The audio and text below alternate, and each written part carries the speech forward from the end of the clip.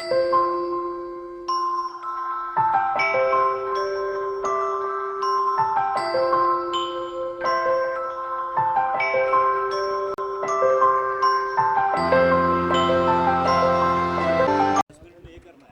नहीं,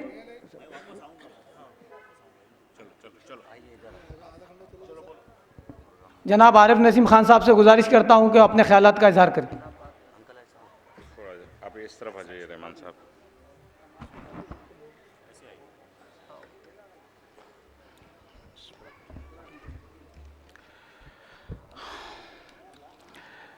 स्टेज पे बैठे हुए आज के इस जलसे के सदर जनाब अब्दुल हफीज़ साहब, स्टेज पे बैठे हुए रियासत के साबिक वज़ीर और हरदिल अजीज़ MLA जनाब DP सावंत साहब, लियाकत अंसारी साहब, एडवोकेट रहमान सिद्दीकी साहब, शफीक कुरैशी साहब, अब्दुल सत्तार साहब, अब्दुल शमीम साहब, अब्दुल रशीद साहब, साबिर चाउस साहब, चांद भाई कुरैशी, हफीज़ बागवान साहब, मुंतजीब साहब और रफ़ीक खान साहब, ज़ुबैर अहमद साहब,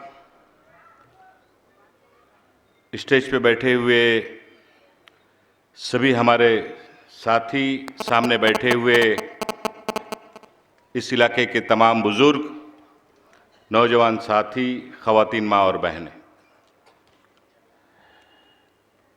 डॉक्टर सिद्दीकी साहब ने बड़ी ही तफसीली गुफ्तगू और आज के हालात और किस तरह से गलतफहमियां पैदा की जा रही हैं और आने वाले दिनों में हमें किस तरह से इत्तेहाद के साथ, मजबूती के साथ इस मुल्क के मुस्तकबिल को बचाने के लिए, इस मुल्क की सालमियत को बचाने के लिए, इस मुल्क को बचाने के लिए हमें कदम उठाना है, उसके बारे में बहुत ही तफसीली गुफ्तगू यहां पर उन्होंने की। अशोक चौहान साहब के बारे में अगर नांदेड़ में वोट मांगने की अपील करने के लिए आना पड़े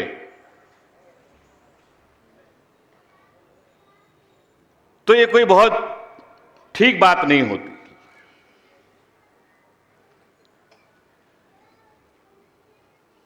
इलेक्शंस आते हैं, चुनाव आते हैं, हमारे मुल्क में जमहूरियत है, लोकतंत्र है, हर पार्टी को अपना उम्मीदवार खड़ा करने का हक है, हर सियासी जमात को अपनी बात कहने का हक है। लेकिन ये जो चुनाव हो रहा है, पिछले 6 महीने से बीजेपी और शिवसेना को अगर छोड़ दिया जाए तो सारे की सारी जो जमातें हैं सियासी, जो लीडर हैं सियासी, सब सेकुलरिज्म का झंडा उठाए हुए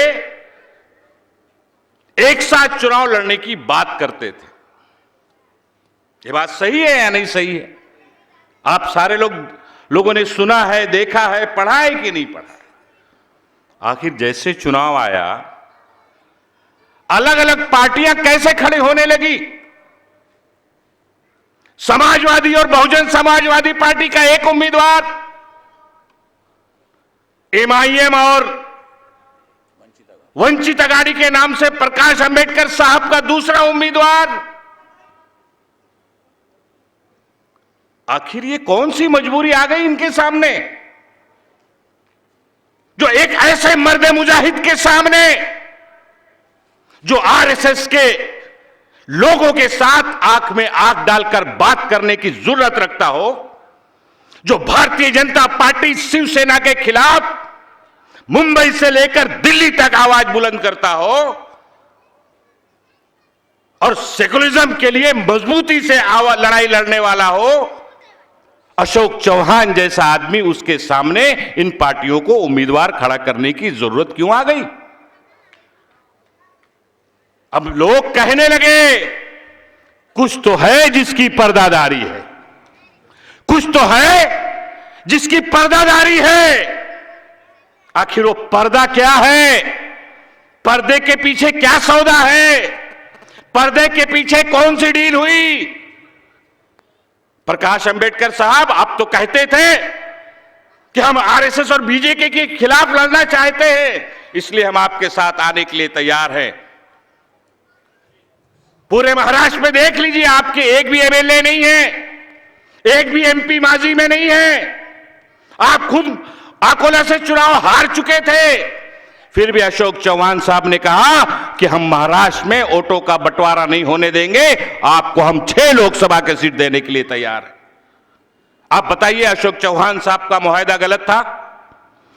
मैं आपसे सवाल करना चाहता हूं, 6 लोकसभा सीट वंचित अघाड़ी को देने के लिए तैयार हुए, फिर भी साहब नहीं, अब तो हमको 22 सीट चाहिए, नांदेड़ भी हमको दे दो, औरंगाबाद भी हमको दे दो, बंबई भी दे दो, शोलापुर भी दे दो, कोल्हापुर भी दे दो, सब इन्हीं को दे दो। तो हम लोग क्या चल के उनके लिए प्रचार करें? अब हमारे लिए यही बचा है फिर। और उसके बाद आप क्या करेंगे?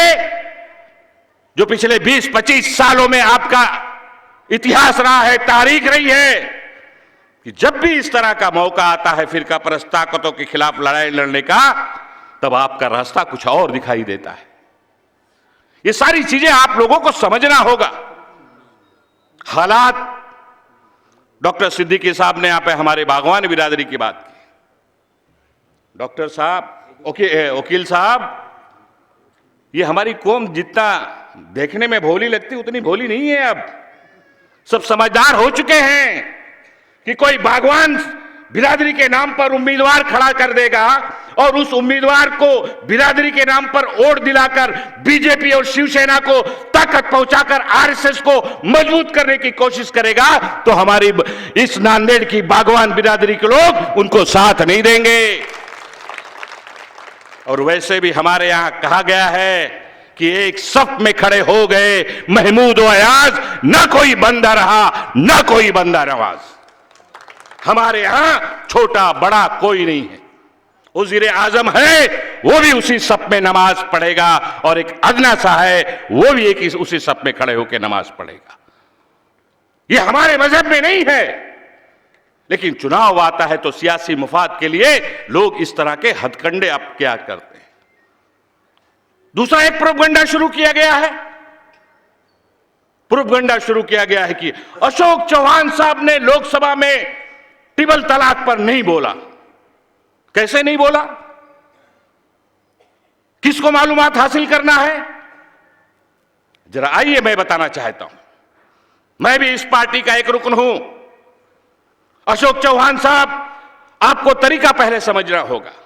चाहे महाराष्ट्र की विधानसभा हो या मुल्क की लोकसभा हो, वहां पे अगर आपको बोलना है तो स्पीकर जितने लोगों को इजाजत देगा वही आदमी खड़े होकर बोल सकता है। यह बात आप जानते हैं या नहीं जानते? उस दिन जब ट्रिपल तलाक का बिल था, ट्रिपल तलाक का मामले पे बहस थी, अशोक चौहान साहब को बोलने नहीं दिया गया। उनको नहीं मौका मिला। शाम को मेरी बात हुई तो अशोक चौहान साहब ने कहा कि नसीम भाई, फिक्र मत कीजिए, लोकसभा में हमारी बहुमत नहीं है, लेकिन राज्यसभा में राहुल जी से मैंने बात की है जाकर, राज्यसभा में इस बिल को हम पास नहीं होने देंगे। और हमें खुशी है कि अशोक चौहान साहब की कोशिश से राज्यसभा के अंदर गुलाम नबी आजाद, कपिल सिब्बल, शर्मा जी सब खड़े हो गए एक सप में, और उन्होंने कहा कि ट्रिपल तलाक शरीयत में मदाखलत करती है, और जो कानून शरीयत में मदाखलत करता है उसको कांग्रेस पार्टी बिल्कुल पास नहीं होने देगी। यह आपने देखा या नहीं देखा? और एमआईएम के लोग बोलते हैं सिर्फ हम ही ने तो बोला है, वैसी साहब बड़ी बड़ी बातें करते हैं। अरे आप एक एमपी के पार्टी के रुकन हैं, आपको बोलने का मौका मिला तो आपने बोला, तो उसमें आपका एहसान क्या है? आपकी जिम्मेदारी बनती है। हैदराबाद के लोग आपको चुनकर भेजते हैं, इसीलिए भेजते हैं कि आप नुमाइंदगी करें, बात रखें। तो कोई बहुत तीर नहीं मार दिया आपने, लेकिन राज्यसभा में उस बिल को रुकवाने का काम कांग्रेस पार्टी ने किया। एक बार नहीं, अभी फिर बिल आया था तो दोबारा बिल हम लोगों ने रुकवाया, दोनों बार रुकवाने का काम किया। बहरहाल मैं ये कहना चाहता हूं आप सबसे, ये वक्त बहुत ही संजीदगी से समझने का है। आज महंगाई बढ़ गई है, बेरोजगारी बढ़ गई है, आज पूरे मुल्क के अंदर अलग अलग तरीके से मॉब लिंचिंग के नाम पर बेगुनाह लोगों को मारा जा रहा है, पीटा जा रहा है। एक दूसरे मजहबी लोगों के खिलाफ एक दूसरे के दिलों में नफरत पैदा की जा रही है। ये सारी चीज इसके पहले कभी आपने इस मुल्क में देखा था, सुना था? मोदी साहब ने 2014 में भाइयों और बहनों सबका साथ सबका विकास, यही नारा दिया था। शाम को 5 बजे मुझे कुछ अखबार वालों ने पूछा, मेरी प्रेस कॉन्फ्रेंस चल रही थी, मैंने कहा सबका साथ सबका विकास का नारा तो दिया, झूठा नारा देके लोगों को ठगने का काम किया, सबका साथ ले लिया, लेकिन विकास सिर्फ आरएसएस का इस मुल्क में हुआ और किसी का विकास नहीं हुआ है। जगह जगह पे आरएसएस की ऑफिसें खुल रही है, जगह जगह पे उनकी परेड शुरू हो गई है। ऑफिस खुलना गलत बात नहीं है, परेड करना कोई गलत बात नहीं, हम ठीक है, लेकिन उससे जो जहर घोलने का काम इस मुल्क में, इस मुल्क की सालमियत के लिए, इस मुल्क की एकजहती के लिए किया जा रहा है, वो इस मुल्क के लिए नुकसानदेह है। ये सारी चीजों को रोकना होगा, समझना होगा, बहुत ही बारीकी से समझना होगा।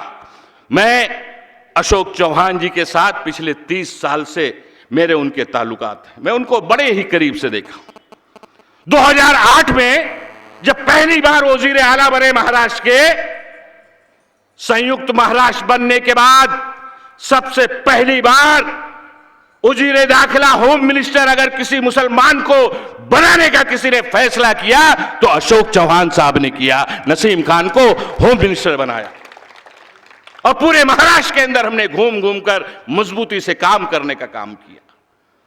2008 में सबसे पहले महाराष्ट्र की अकलियत का चेहरा मोहरा बदलना चाहिए, उसके लिए माइनॉरिटी डिपार्टमेंट का एक अलग से वजारत की बनाकर डिपार्टमेंट बनवाया और 26 से ज्यादा स्कीमें मंजूर की उन्होंने, 26 से ज्यादा स्कीमें।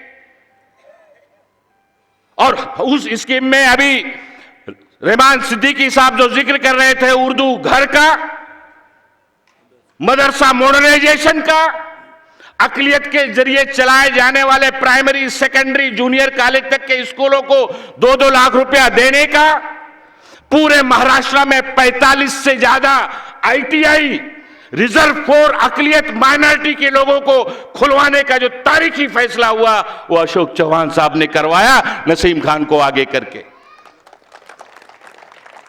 मौलाना आजाद फाइनेंशियल कॉरपोरेशन का पैसा बढ़वाया, कब्रिस्तानों के ईदगाहों की बाउंड्री होनी चाहिए, उसके लिए नया डिपार्टमेंट खुलवाया, पैसे देने की शुरुआत की गई। कितनी स्कीमें गिराएं, पूरे महाराष्ट्र में हमारी बच्चियां आला सतही तालीम हासिल करें, गांव से निकलकर जिला हेडक्वार्टर पर रहने के लिए उनको सहूलत हो, उसके लिए 100 से 200 बेड का वहां पर हॉस्टल बनवाने का तारीखी फैसला किया। और पिछले 5 साल में 2008 से 2014 तक 18 वसतिगृह पूरे महाराष्ट्र में मुस्लिम माइनॉरिटी की लड़कियों के लिए बनाने का काम हम लोगों ने किया। 18 से ज्यादा पॉलिटेक्निक खोलने का काम किया गया। कितने काम गिनाए, अलग अलग मोहल्लों में शादी खाना हॉल के लिए पैसे, अकलियतों इलाकों के इंफ्रास्ट्रक्चर के लिए महानगर पालिका, नगर पालिका, ग्राम पंचायत को पैसे। पूरे महाराष्ट्र के अंदर बहुत सारी स्कीमें खोली गई। महाराष्ट्र के अंदर जितनी हमारी मसाजिदें हैं उनको डबल एफएसआई कानूनी तरीके से पास करके पहला ऑर्डर निकालने का काम महाराष्ट्र की सरकार में अगर किसी मुख्यमंत्री ने किया तो अशोक चौहान ने किया। ये रिकॉर्ड पे है। ये चुनाव आया है इसलिए नसीम खान अशोक चौहान की तारीफ कर रहा है, ऐसा नहीं है। आरटीआई इस देश में कांग्रेस पार्टी ने दिया है। एक कोई भी नौजवान आरटीआई डालकर निकाल सकता है कि 2008 से 2014 तक कितनी स्कीमें पास हुई और कितनी जमीनी सतह पे लागू की गई। आपके नांदेड़ में उर्दू घर बना कि नहीं बना? बनवाया गया, तैयार हो गया, आज तक उसका इफ्तिताह हुआ क्यों नहीं किया गया? सिर्फ फिरका परस्ती की बुनियाद पर कि उर्दू घर खुल जाएगा, उर्दू जबान के फरोग के लिए यहां से प्रोग्राम शुरू होंगे, इसका फायदा यहां की अकलियत के लोगों को मिलेगा। इसी सोच के तहत, यही सोच है आरएसएस की, और आरएसएस की जो जमात है, सियासी जमात भारतीय जनता पार्टी की और इस सरकार की, इसलिए उन्होंने नांदेड़ का उर्दू घर का इफ्तिताह आज तक होने नहीं दिया, रोक के रखा है। कोई बात नहीं, 4 महीने के बाद महाराष्ट्र का असेंबली का इलेक्शन है। मुझे अल्लाह की जात पर पूरी उम्मीद और यकीन है कि 4 महीने के बाद फिरका परस्त ताकतों का जनाजा निकलेगा और अशोक चौहान महाराष्ट्र में दोबारा मुख्यमंत्री बन के आएंगे और अशोक चौहान जी के हाथ से उर्दू घर का हम लोग उद्घाटन करेंगे। लेकिन आप सबकी ताकत चाहिए। हालांकि आपने हमेशा ताकत दी है। 2014 में मोदी जैसे एक झूठे इंसान की लहर चल रही थी, तब भी आप नांदेड़ की आवाम ने उस लहर को पलटने का काम किया और तारीखी जीत अशोक चौहान साहब को आपने दिलाया और उनको दिल्ली की पार्लियामेंट में चुनकर भेजा। मैं वही फिर से आपसे अपील करने आया हूं कि आप सबसे आज का वक्त, आज की हालात, आज के माहौल जो इस मुल्क के आप देख रहे हैं, मैं एक बात हमेशा कहता हूं, पिछले 1 साल से मैं हर अपनी स्पीच में, तकरीरों में ये बात दोहराता हूं कि एक लड़ाई अंग्रेजों के खिलाफ सन 47 के पहले हमारे बुजुर्गों ने लड़ी थी और हमारे इस मुल्क को आजादी दिलाई थी। दूसरी लड़ाई आज के हमारे नौजवानों को, बुजुर्गों को, इस मुल्क में रहने वाले हिंदू, मुस्लिम, सिख, ईसाई सभी अमन पसंद लोगों को फिरका परस्त ताकतों के खिलाफ लड़ना होगा और इनको जड़ से उखाड़ फेंकने का काम हमें करना होगा ताकि इस मुल्क में एक सेकुलर सरकार बनाई जा सके। इसके लिए आप सबको मुत्तहिद होना पड़ेगा, एकजुट होना पड़ेगा। सारे के सारे लोग मिलजुल कर, सभी जमात, सभी मजहब, सभी धर्म के मानने वाले लोग मिलजुल कर सेकुलर ताकतों को मजबूत करने की जरूरत है। और वो सेकुलर ताकत की क़यादत आज अगर हिंदुस्तान में, अगर आरएसएस के खिलाफ, आप अखबार पढ़ लीजिए, टेलीविजन चैनल पे आप भाषण सुन लीजिए, आरएसएस और बीजेपी के खिलाफ, नरेंद्र मोदी के खिलाफ, नरेंद्र मोदी जैसे चौकीदार को चोर कहने का, मशहूर करवाने का काम अगर किसी ने किया है तो उसका नाम है राहुल गांधी। राहुल गांधी, राहुल गांधी। आरएसएस के खिलाफ कौन लड़ाई लड़ रहा है? राहुल गांधी लड़ रहे हैं। आरएसएस के खिलाफ, नरेंद्र मोदी के खिलाफ पार्लियामेंट से लेकर पूरे हिंदुस्तान में घूम घूम कर मजबूती से अगर कोई सवाल खड़ा कर रहा है तो राहुल गांधी कर रहे हैं। आज उनकी पार्टी को आपको ताकत देने की जरूरत है। हालांकि नांदेड़ की आवाम, आप सारे लोगों ने हमेशा से मिलजुल कर कांग्रेस के साथ, शंकरराव चौहान साहब के जमाने से लेकर और अशोक चौहान साहब तक आपने हमेशा साथ दिया है। उसी चीज को आपको और मजबूती के साथ और ताकत के साथ आने वाले चुनाव में आपको दोहराना है और एक तारीख मुरतब करना है नांदेड़ में कि पिछली बार सारे लोग मिलजुल कर 80-82 हजार वोटों से ज्यादा वोटों से अशोक चौहान साहब को दिल्ली की पार्लियामेंट में आपने चुनकर भेजा था। इस बार जैसे हमारे वकील साहब ने कहा कि 1,82,000 वोटों से ज्यादा चुनकर भेजने का अहद आप सबको मिलजुल कर करना है। ये नसीम खान आपके बीच कहने के लिए आया है। मैं ज्यादा लंबी बात नहीं करना चाहता हूं, खास करके अपने बुजुर्गों से, अपने नौजवान साथियों से ये कहना चाहता हूं, खवातीन माँ और बहनों को ये कहना चाहता हूं कि इलेक्शन वाले दिन एक वाकया मैं आपको बताना चाहता हूं। उत्तर प्रदेश के अंदर मायावती उत्तर प्रदेश की चीफ मिनिस्टर बनती है, कई बार बन चुकी है सिद्दीकी साहब। मैंने पता लगाया कि आबादी के तनासुब से उनके चाहने वाले लोगों की तादाद तो बहुत कम है, फिर वो कैसे चीफ मिनिस्टर बन जाती है, कैसे उनके एमपी आते हैं, एमएलए आते हैं।